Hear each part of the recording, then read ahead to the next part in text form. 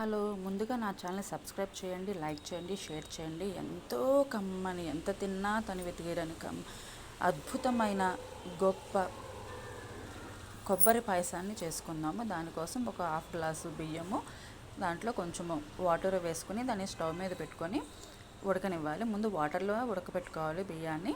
ఆ తర్వాత ఒక కప్పు పాలు పోసుకోవాలి, మామూలు పాలు. ఈ పాలలో రైస్ ఉడకాలి, అప్పుడు కరెక్ట్గా అన్నం అనేది కరెక్ట్గా ఉడుకుతుంది. ముందే కొబ్బరి పాలు పోసేస్తే కొబ్బరి పాలు విరిగిపోయే అవకాశం ఉంది. కొబ్బరి పాలు ఎట్లా తీసుకోవాలి అంటే, కొబ్బరికాయ ముక్కలు చేసేసి కొబ్బరి నీళ్ళు కూడా పోసేసి మిక్సీలో మెత్తగా పట్టేసేసి కొంచెం వాటర్ పోసి ఒక పల్చటి క్లాత్లో అవి వడపోసుకుంటే కొబ్బరి పాలు వస్తాయి. ఆ కొబ్బరి పాలు ఈ పాల అన్నము దగ్గరికి వచ్చేసిన తర్వాత ఒక కప్పు కొబ్బరి పాలు పోసేసుకొని ఆ కొబ్బరి పాలు మొత్తము దగ్గరికి చిక్కపడేంత వరకు అన్నాన్ని ఉడకనివ్వాలి. ఎందుకంటే కొబ్బరి అంటేనే ముఖ్యంగా కొబ్బరి పాలలో నీళ్ళతోనే కదా మనం చేస్తాము.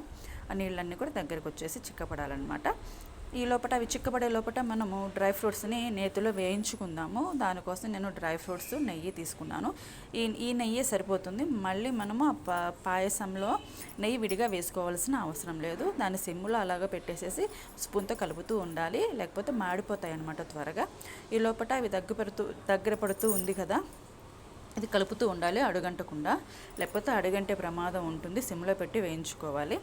అలాగా గోల్డెన్ బ్రౌన్ కలర్ వచ్చేసిన తర్వాత ఇక స్టవ్ ఆఫ్ చేసేసి, ఇది ఆఫ్ చేసేసాం కదా స్టవ్. ఇక్కడ పాయసం కూడా దగ్గర పడిపోయింది.